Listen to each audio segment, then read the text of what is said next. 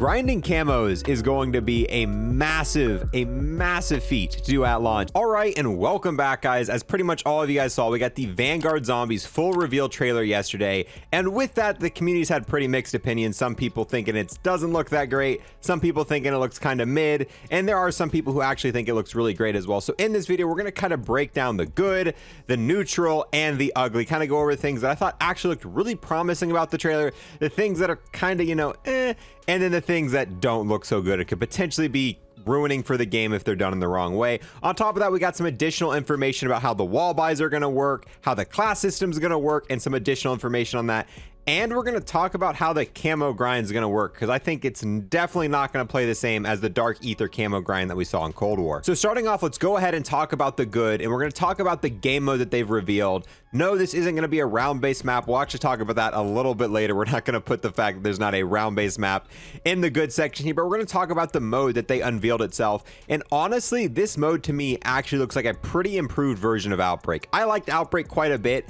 Outbreak to me had a few flaws, some of the flaws making it where it kind of got boring after you played it a few times, and I kind of had to take long breaks from Outbreak. But when I did go back and play Outbreak after a little bit of a break, it was actually quite a bit of fun, and I think with certain improvements, Outbreak could have been a lot better.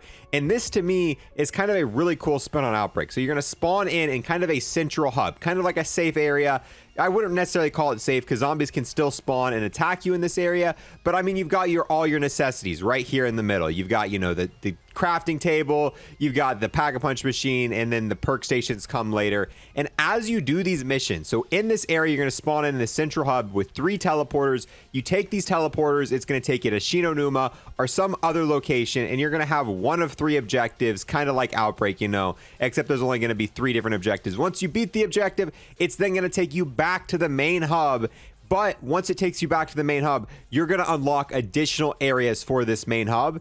And that to me sounds kind of fun. I want to play and I want to fully progress this hub to its max state, see what happens there. That to me sounds so much more fun than Outbreak, where it's like, you got point A, you got point A, or you got point B, you go to point A, you go to point B, you finish the mission, warp to the next area, and you rinse and repeat. There's really no progression as you go along, but I like the idea of as you beat these, you're going to kind of build up this main base that you have.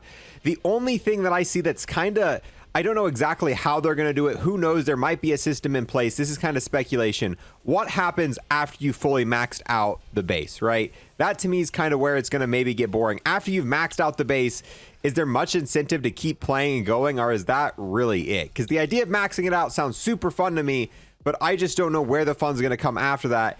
And then what's going to happen after you've done that once or twice? Because round-based modes, I like to go to round 50 all the time. I could hop in right now on Forsaken and do a round 50 grind, and that's going to be my goal, and I'm going to have fun doing that goal. And I can do that pretty much every day without much of an issue. But with this, after you max out that central hub once, is it going to have the same incentive for you to do it again and again? Is it going to be fun for you to constantly go in and max out the entire base there continuously? That's something we're not going to see until really the game comes out. But honestly, I do like this, and I think this is going to be a step up from Outbreak. It really does seem like they're taking the best parts from Outbreak and trying to improve on the stuff that made it not have the replayability. So I'm definitely interested to get my hands on this mode and see exactly what goes on with that. And that right there is what we have in our good section from the trailer yesterday. Okay, now let's move into the neutral territory. This is stuff that could kind of be good or bad. It could go either way, really depending on how it's going to go. We just don't have enough information. First, we got the perks. I really like how these fountains look. I think there's 5 perks in the game right now, and that's kind of been not fully confirmed, but from a calling card, it said obtain all 5 perks. So, and we can't really tell what all of them are. One of them definitely looks like stamina up. One of them definitely looks like speed cola. Then we've got a red one, and then we've got one with like the teeth and stuff. And we could sit here and speculate what each and every one of these is going to be, but we're like 20 days away from the game coming out. I don't think there's much sense in sitting here trying to figure out exactly what they do. But the real question I have is there going to be a Wonder Fizz machine? So we've got kind of confirmation there's going to be 5 perks. We don't really know what they're going to do, but if there is going to be a Wonder Fizz machine, one, how is that going to work? Because it's not like there's cans. It's not going to be a vending machine. You can't really have a vending machine fountain unless it's just, you know, I guess a different section fountain where you can choose what you want to pick. I really like the Wonder Fizz machine in Cold War, especially for round-based modes.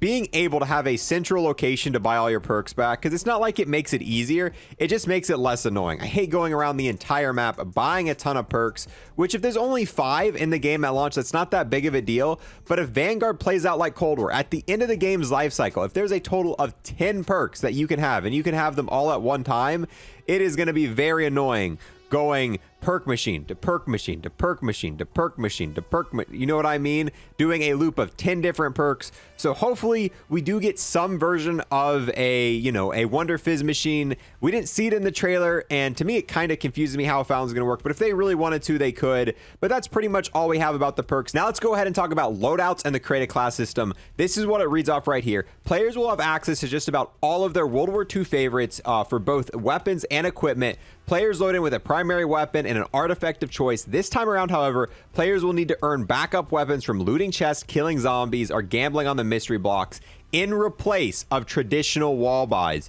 You'll also see the return of the fan favorite Monkey Bomb. So that's kind of cool. Monkey Bomb is coming back, and there's going to be no wall buys, which kind of makes sense. In Outbreak, the wall buys were kind of secondary nature. I didn't find myself buying weapons off the wall that often at all. Most of the time I got weapons in Outbreak were from looting chests or killing zombies. This does make me wonder if we're going to see wall buys once we eventually get a round-based map, which, keep in mind, it's not even confirmed if we're ever going to get a round-based map. I know there's rumors of it coming season 1, but nothing's confirmed with that. Right now, all we know of is this mode in zombies, and that's the only official news we have.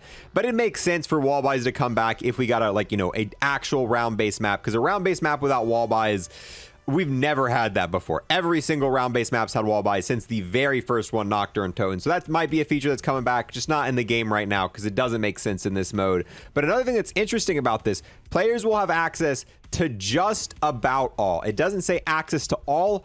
And what I think this is, we've talked about this in the past. Right now, in the code for Vanguard, it looks like there is going to be a riot shield in multiplayer. And that would be very hard to balance in zombies. Obviously, if it's an unbreakable riot shield, people could just sit in corners. And especially if you know this is Outbreak style stuff, people would just choose the riot shield and just dodge the zombies doing the objectives.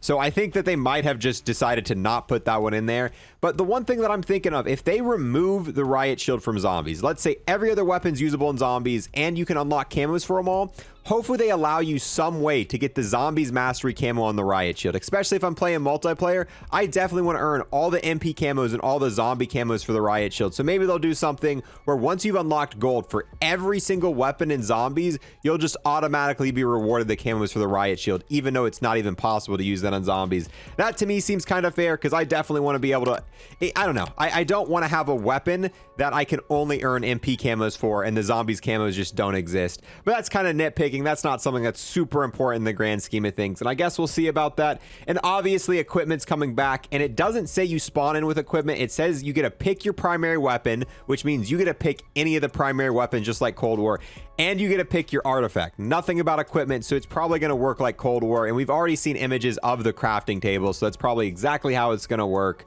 And then obviously you get to choose your field upgrade, and we're going to talk about that in the next segment. Now let's go over the crafting table, and this is something to me that's once again kind of iffy. I don't know how I feel about this. It's back just like it was. However, if you look at this image, you can see the armor is in the crafting table, which means that they got rid of the armor stand. And if there's no longer an armor stand, are there weapon tiers? Because I doubt that they just removed the armor and put it to the crafting table and there's still going to be an armor stand. I think they got rid of the armor stand completely, and now they just have the crafting table, and there's no tab for weapon upgrades. So it looks like we might be going back to the older way of doing stuff, and all weapons are essentially always going to be, you know, the same tier. There isn't, you know, a red, a blue, a green, orange, anything like that. There just is the weapon, and that's the tier of it. Which, I don't know. I don't know how I feel about that. I did kind of like the tier system for Cold War Zombies. It gave you like an in-game progression system where, you know, you slowly upgrade your weapons, and some of the weapons you get out of the box are just better than others. But I don't know. So that's why it's in the neutral. I don't know if that's going to be good or bad, but it looks like weapon tiers are not going to be in Vanguard. All right, and here we are at the very final section. Let's go ahead and talk about the ugly. And this is stuff that kind of when I saw it, I wasn't too excited about. And I think if done improperly, really could put a hindrance on the entire Vanguard Zombies experience. One, let's go ahead and talk about the thing that I think everyone's thinking about. The fact there's going to be no round-based at launch. Don't get me wrong. I like Outbreak. I like the other modes. And I like the fact that they're innovating with zombies. zombies. I think it's really amazing that zombies is taking kind of a branch off where now we got the round-based and we've got the outbreak. But I think round-based is kind of a stable that we still need. I don't think that zombies on its own can survive with just these additional modes that they have. Hopefully at some point, or maybe we'll see it at launch, who knows. None of this is really confirmed. If we could see just a survival map. You know, Shinonuma's in the game as we've seen it. It's one of the areas it can teleport you to. Make Shinonuma a survival map. Maybe it doesn't have all the grand features of a normal round-based map, but we're definitely going to need some survival maps if the only game mode we have is this outbreak style mode. We definitely need some sort of round base. It doesn't even have to be fully fledged out, but it looks like at season 1 is what the rumor is. We should be getting one around season 1, not confirmed, but that to me, no round based, honestly could be pretty detrimental to this game. But who knows? We'll see it as we come. Other stuff. How is the camo grind gonna work for this? Could you imagine in Cold War Zombies trying to grind camos only playing Outbreak? Because if that's all we have at launch, grinding camos is going to be a massive feat to do at launch. If you have to do all 2,500 headshots or whatever the requirements are, if you are only able to grind camos in that outbreak style mode, that's definitely going to be an uphill battle. It's going to make for some interesting content, and I guess some interesting guides will really have to get creative with that. But I wonder how the camo grind's going to go for that. Now the final thing, and honestly, this to me is the thing that I'm most worried about, because this isn't like the last two features. The camo grind thing, that could easily be fixed by, like, you know, an introduction of a round-based map. The no round-based map could easily, they could add round-based maps later on. This next thing is a fundamental kind of mechanic in the game that honestly, I don't like it. This being the whole altar of the covenant kind of mechanic in the game. So from what it looks like, unlike Cold War, they've completely stripped out all of the tier systems. You're not going to be able to upgrade the weapons, the perks, any of that. Now they have these kind of altar like heart slots where after you kill some zombies, they're going to drop these hearts or some sort of device that you're then able to take and get in-game upgrades, and they're going to have different rarities and allow you to get different things.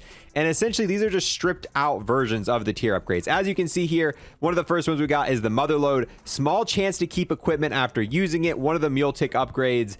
Deal more damage to slowed or stunned enemies. Deal much more damage when shooting while stationary for a short time after moving. Melee attacks do more damage and heal you. Stowed weapons refill ammo from stock quickly. Critical kills return a bullet from the clip.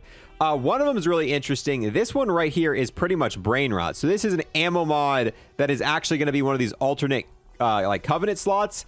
And I wonder if there's going to be ammo mods, if, you know, maybe there are actually still ammo mods in the game. It's just brain rot instead of being, you know, an official ammo mod now. It's just one of these covenant things. But you only get 3 slots, and it's very RNG from what it looks like. You're not going to really get to pick what you want. If you're trying to do a certain build, you just kind of got to get lucky and get what you want with it. And I'm not going to lie, to me, one of the most innovative thing we've ever seen in zombies was the Cold War tier system. Being able to upgrade these tiers allowed you to do so many different mechanical things and test out so many different stuff in zombies. The fact that you could combine all these little effects together, like PhD and stamina up. I have had so much fun in Cold War messing around with the combination of the two. And I'm not going to lie, the tier system's what made Outbreak fun for me.